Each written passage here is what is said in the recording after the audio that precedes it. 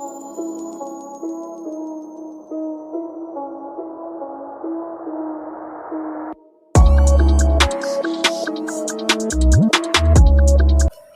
वालेकुम, मेरा नाम है अहमद और आप देख रहे हैं डॉक्टर मातुरीदी चैनल। हमने पिछली वीडियो के अंदर एथियज़म और एथियस के जो सोचने के तरीके के ऊपर गुफ्तगू की थी, बल्कि ना सिर्फ गुफ्तगू की थी, हमने उनको उनकी इस हमाकत के ऊपर आला दर्जे पे फायद होने के सबब खराज तहसीन पेश किया, वो भी अच्छे तरीके से आप पिछली वीडियो में देख सकते हैं।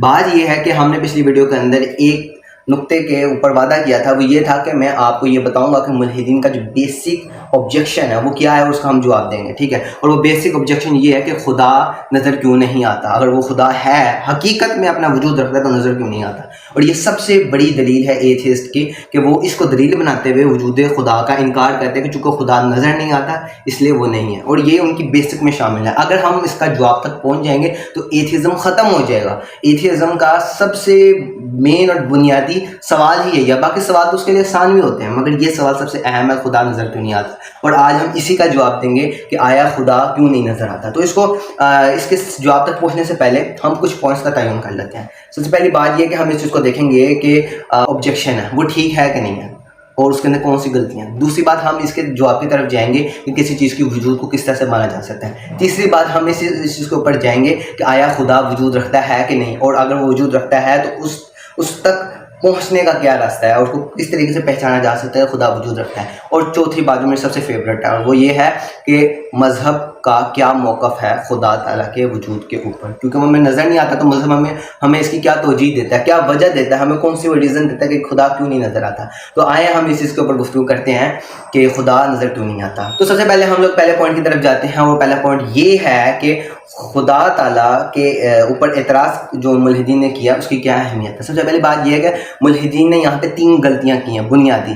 पहले इस एतराज़ के अंदर उन्होंने सबसे पहले गलती ये की कि उन्होंने एक ऑब्जेक्शन को एज अ आर्गूमेंट इस्तेमाल किया। ऑब्जेक्शन को एज अ आर्गूमेंट इस्तेमाल करने का क्या मतलब ये है मेरी जान कि उन्होंने एक एतराज़ किया एक शय के ऊपर, और फिर उन्होंने उस एतराज़ को दलील के एतबार से इस्तेमाल किया कि चूँकि उस पर हमने ये एतराज़ कर दिया लिहाजा उसका वजूद नहीं है। उन्होंने दलील के तौर पर इस्तेमाल किया जो कि गलत है। दूसरी बात, ये इस चीज़ को जान लेना लाजमी है कि किसी चीज़ पर एतराज़ का होना उसके वजूद के बातिल की दलील नहीं, ठीक है। और तीसरा सबसे बुनियादी जो चीज़ है वो ये है कि मुल्हिदीन ने यहाँ पर जो सबसे बड़ी गलती की है वो ये की है, उन्होंने अपने खुद साख्ता बुनियाद के ऊपर खुदा ताला का इनकार किया, ठीक है। उन्होंने यहाँ पर अपने ऑब्जर्वेशन की बुनियाद पर खुदा का इनकार किया है कि चूँकि हमें नहीं नज़र आ रहा है इसलिए खुदा नहीं है, ठीक है। ये बहुत बड़ी गलती है, क्योंकि किसी चीज़ की वजूद के लिए उसका नज़र आना ज़रूरी नहीं है, क्योंकि हमने कई ऐसी चीज़ें हैं या साइंस ने कई ऐसी चीज़ें हैं जिन्हें बिना देखे तस्लीम किया है। उनमें से बिग बैंग हमारे सामने तो नहीं हुआ, ठीक है। एटम्स के अंदर जो प्रोटॉन है आज तक हमने नहीं देख सके, न्यूक्लियस को नहीं देख सके। हम अगर साइंटिफिक वे से देखें तो और कई ऐसी चीज़ें हैं कि जो मैं नहीं देख सकता या आप नहीं देख सकते। और इसी तरह साइंसदान और भी चीज़ों के ऊपर यकीन रखते हैं जिसे हम देख नहीं सकते। ऑब्जर्वेशन के ना होने के बावजूद वो उस चीज़ के ऊपर यकीन रखते हैं, क्योंकि साइंस और साइंसदान ये जानते हैं कि किसी चीज़ का वजूद के लिए उसका वजूद का होना ज़रूरी है, ज़रूरी नहीं है कि वो नज़र आता है या नहीं आता, ठीक है। चलें मैं इसको थोड़ा सा स्टूडेंट वे में आके आपको ना थोड़ा समझाता हूँ। चलें दिखाते हैं। सबसे पहले बात यह है कि देखेंगे 12th क्लास की बुक है फिज़िक्स की, ठीक है। मैं खुद 12th क्लास में पढ़ता हूँ, ठीक है, तो इतनी को हराने की बात नहीं। और बाकी बात यह है कि अगर आप इस चीज़ को देखें, यहाँ पे एक ग्राफ बना हुआ है, ये वो ग्राफ है कि जिसके अंदर इस चीज़ को बयान किया जाता है कि कोई जो रेज़ हैं, वेव्स हैं, वो हमें नज़र आती हैं नहीं आती। पूरा ग्राफ है कि वो वेव्स नज़र आती हैं नहीं आती है, विजिबल वेव्स की जो है वो क्वांटिटी कितनी है और जो दूसरी वेव्स हैं उनकी क्वांटिटी कितनी है, उनकी जो है वैल्यूज़ कैसी हैं, उस चीज़ के ऊपर गुफ्तगू की हुई है। तो यहाँ पर वो इस चीज़ के ऊपर गुफ्तगू करते हैं कि यहाँ पर ये चीज़ देखें, ये वाली चीज़ है ना, ये जो इन सब से मुख्तलिफ है, ये वो वेव्स हैं जो हमें नज़र आती हैं। उसके अलावा ये सारा जो पूरा पैराग्राफ है ये वेव्स हमें नज़र नहीं आती, जिसके अंदर गामा रेज़ है, एक्स रेज़ है, इलेक्ट्रोमैग्नेटिक रेडिएशन है, और उसके अलावा और भी बहुत सी चीज़ें हैं। तो बात यह है कि हम खुद अगर हम इस चीज़ के ऊपर गौर करें तो कई चीज़ें हैं जो हमें नज़र नहीं आती। साइंसदान भी कहते हैं कई चीज़ें जो हमें नज़र नहीं आती, कई वेव्स हमें नज़र नहीं आती, कई चीज़ें जो वजूद रखती हैं मगर हमें नज़र नहीं आती।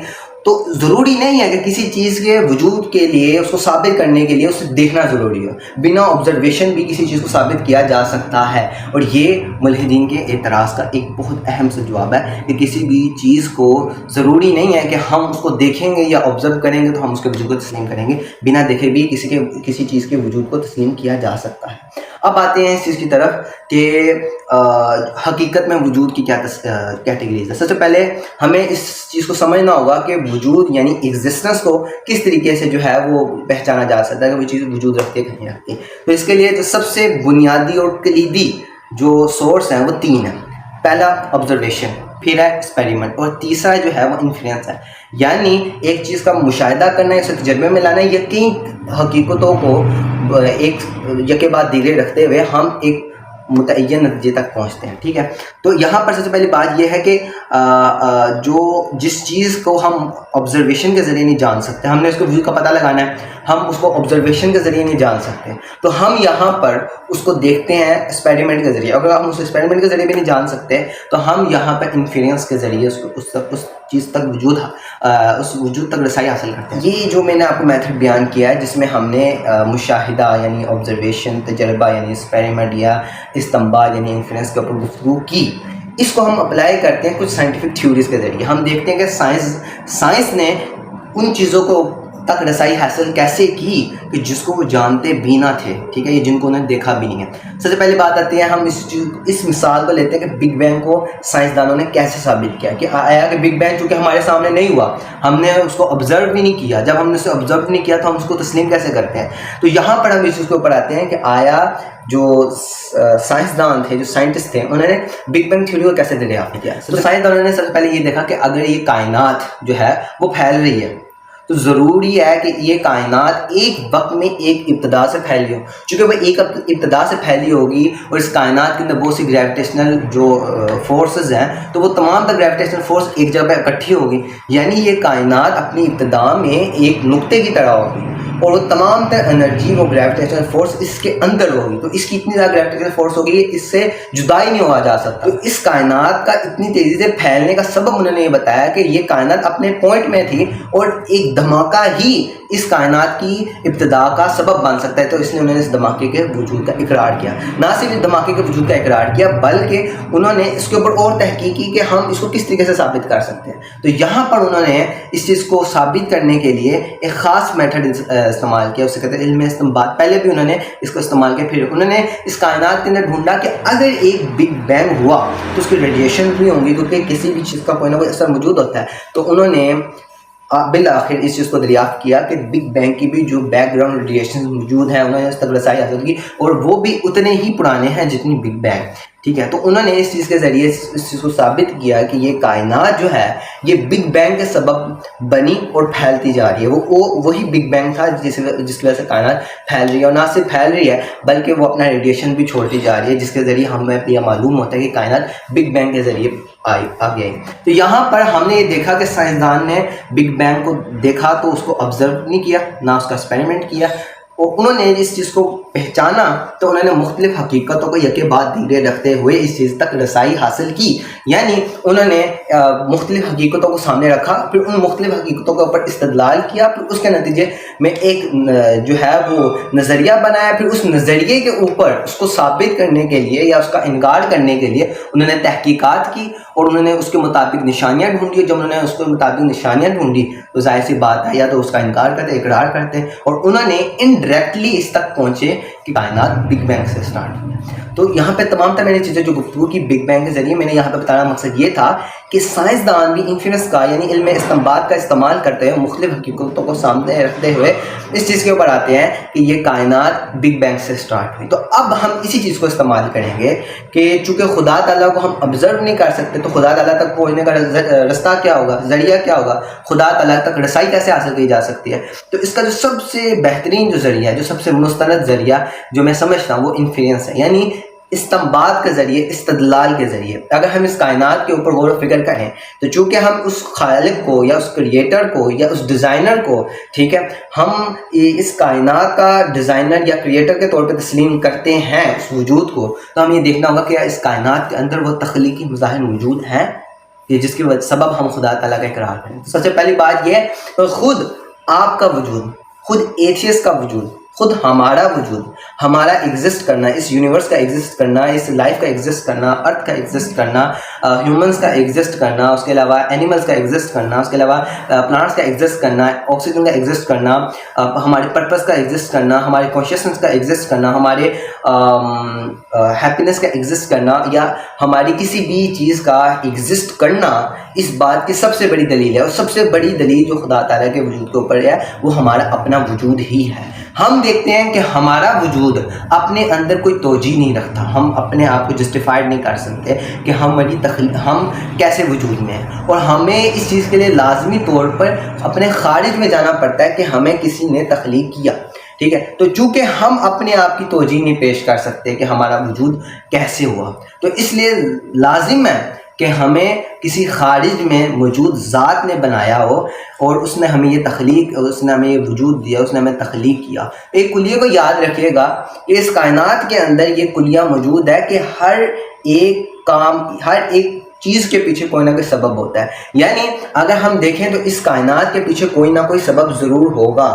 اور اسی کے ساتھ اگر ہم دیکھیں کہ اگر اس کائنات کے پیچھے ہر ایک چیز کا کوئی نہ کوئی سبب ہے تو ان تمام تر سلسلوں کا ایک اخیر بھی ہوگا جسے ہم سبب اولا کہیں گے. یعنی یہ تمام تر چیزیں ایک سبب پر جا کے رکتی ہیں، اور وہ ہے خدا. ٹھیک ہے، تو یعنی اگر ہم اس کائنات کی ایگزسٹنس کو دیکھیں، اگر ہم اس کائنات کے اندر غور و فکر کریں، اگر ہم اس کائنات کے اندر فائن ٹیوننگ کو دیکھیں، ہم لا آف نیچرز کو دیکھیں، ہم مختلف فورسز کو دیکھیں، ہم اس کے اندر موجود مختلف گلیکسیز کو دیکھیں، ہم نظم و ضبط کو دیکھیں، اگر ہم حسن تخلیق کو دیکھیں، ان تمام تر چیزوں کو دیکھیں تو ہمیں ایک خدا کے وجود کا اقرار کرنا ضروری ہے. اور ہم اپنے وجود کے اندر، اپنے وجود سے ہی اس خدا کے اوپر بہت بڑی دلیل ہے کہ چونکہ ہم لوگ یہ شعور رکھتے ہیں تو لازمی بات ہے کوئی ایسا خدا بھی ہو جس نے ہمیں یہ وجود دیا ہو. یعنی ہمارا وجود اس خدا کے وجود کے اوپر سب سے بڑی دلیل ہے. جیسے ہم دیکھتے ہیں کہ عمارت کا وجود اس کے معمار کے وجود کی سب سے بڑی دلیل ہے. اسی طریقے سے کسی تحریر کا وجود اس کے لکھنے والے کے وجود کے اوپر بہت بڑی دلیل ہے. اسی طریقے سے اگر ہم دیکھتے ہیں کہ ایک بت کا وجود اس کے بنانے والے کے وجود کے اوپر سب سے بڑی دلیل ہے. اسی طریقے سے ہمارا وجود ہمارے کریٹر کے یعنی خدا کے وجود کے اوپر سب سے بڑی دلیل ہے، کیونکہ ہم نے اپنے آپ کو خود نہیں بنایا. یہ کائنات اپنے تو کوئی جسٹیفیکیشن نہیں رکھتی یا جسٹیفیکیشن نہیں رکھتی یا ایکسپلینیشن نہیں رکھتی. تو لازمی بات ہے کہ ہم نے اپنے آپ کو خود نہیں بنایا بلکہ ہمیں کوئی اور بنانے والا تھا، اور وہ تھا ہمارا خدا جس نے ہمیں تخلیق کیا. ٹھیک ہے، کہ جب کوئی چیز خود وجود میں نہیں آ سکتی تو ہمارا وجود میں خود بخود آنا ناممکن ہے، اور ہمیں بنانے والا کوئی نہ کوئی خدا یا کوئی نہ کوئی ذات وجود ہوگی. اور اب اس چیز کے اوپر آتے ہیں، جو سب سے میرا فیوریٹ پوائنٹ ہے وہ یہ ہے کہ مذہب یعنی دین اسلام یعنی دین حق اس کے بارے میں کیا موقف اختیار کرتا ہے. دین حق اس بارے میں یہ موقف اختیار کرتا ہے چونکہ انسان اس دنیا میں امتحان کے لیے بھیجا گیا ہے، اس لیے اللہ تعالیٰ نے انسان اپنے درمیان ایک حجاب رکھ لیا. اس دنیا میں امتحان کے لیے بھیجا تاکہ وہ یہاں پہ امتحان دے، اور جب وہ امتحان دے گا تو اگر وہ اس امتحان کے وقت خدا کو دیکھ لے گا تو انکار کیسے کرے گا. یہاں پہ بنیادی طور پہ ہماری شیطان کے ساتھ جان ہے. یہاں پر اللہ تعالیٰ نے ہمیں اس دنیا میں بھیجا تاکہ ہم بنا دیکھے اس کا اقرار کریں. تو یہی تو ہمارا امتحان ہے. خدا اس لیے نہیں نظر آ رہا تاکہ وہ ہمیں عقل، شعور، ہمیں فطرت دے کر وہ ہمارا امتحان دے، اور یہ ہم امتحان کے طور پر یہاں پہ موجود ہے. ورنہ چونکہ یہ امتحان گاہ ہے اس لیے اللہ تبارک و تعالیٰ اپنا وجود ہمارے اوپر آشکار نہیں کرتا کہ تم اپنے عقل استنباط کے ذریعے، اپنی ریشنلٹی کے ذریعے میرے تک رسائی حاصل کرو. اور یہ مذہب کا سب سے حسین پہلو ہے کہ ہمیں اس دنیا میں جو بھیجا گیا ہے وہ ایک امتحان کے طور پہ بھیجا گیا ہے، نہ صرف امتحان کے طور پہ بلکہ اس کی جزا بھی دی جائے گی. تو اس لیے بنا دیکھے خدا پر ایمان رکھنا ایک بہت حسین احساس ہے. اور یہ سب سے بڑی دلیل ہے خدا تعالیٰ کے وجود کے اوپر کہ خدا تعالیٰ نے ہمیں تخلیق تو کیا مگر خدا تعالیٰ اپنے آپ کو ہم پہ فی الحال آشکار نہیں کر. یہاں پر ہمارا امتحان ہے، اور امتحان میں کسی قسم کی بھی جو رعایت نہیں دی جائے گی. اور یہ مذہب کا موقف ہے، اس لیے خدا تعالیٰ نے اپنا وجود ہم سے جو ہے وہ چھپایا اور ہمیں ہمارے سامنے آشکار نہیں کیا. اور انشاءاللہ قیامت والے دن اللہ تبارک و تعالیٰ اپنا دیدار ہمیں کروائے گا.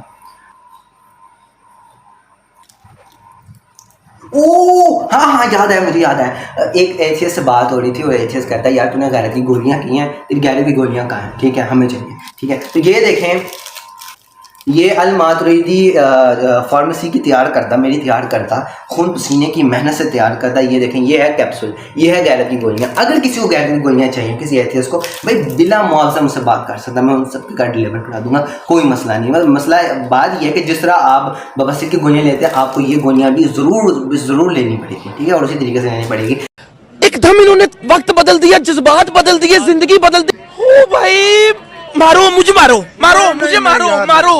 نہیں یہ مذاق ہو رہا ہے، ایک سیکنڈ یار، مذاق ہو رہا ہے. تو یہ میری خاص انویشن ہے، دیکھیں آپ کے بھائی نے آپ کے لیے تیار کی ہیں، ٹھیک ہے. میں ایتھیسٹ کو اپنا بھائی کہتا ہوں، ٹھیک ہے، وہ میرے بھائی ہیں، میں نے ان کے لیے تیار کی ہیں. آپ کو اگر چاہیے ہوں یہ غیرت کی گولیاں، تو یہ آپ کے لیے بالکل مفت ہے، ٹھیک ہے. میں اپنی ساری جو میری کامیابی ہے میں ان کو ایک طرف رکھتا ہوں. میری سب سے بڑی کامیابی یہ ہے، یہ غیرت کی گولیاں جو میں نے صرف اور صرف آپ کے لیے تیار کی ہیں، ٹھیک ہے. اگر آپ کو چاہیے ہو آپ مجھ سے رابطہ کریں، میں آپ کے گھر تک پہنچا دوں گا، ٹھیک ہے. بات یہ ہے کہ آپ نے اسی طریقے سے کھانی جس طرح سے میں نے آپ کو میتھڈ بتایا ہے. تو دیکھیں آپ کے لیے میں کتنی آپ سے کتنی محبت کرتا ہوں یار، میرے ایتھیسٹ بھائیوں کتنی محبت کرتا ہوں. آپ کے لیے میں نے غیرت کی گولیاں بنائی ہیں، ٹھیک ہے. آپ کو کھانی چاہیے، یہ ضرور کھانی چاہیے، ٹھیک ہے. میں آپ مجھ سے رابطہ کریں، آپ گھر کا ایڈریس دیں، میں لے کے پہنچتا ہوں، آپ کو غیرت کی گولیاں دوں گا. اللہ حافظ.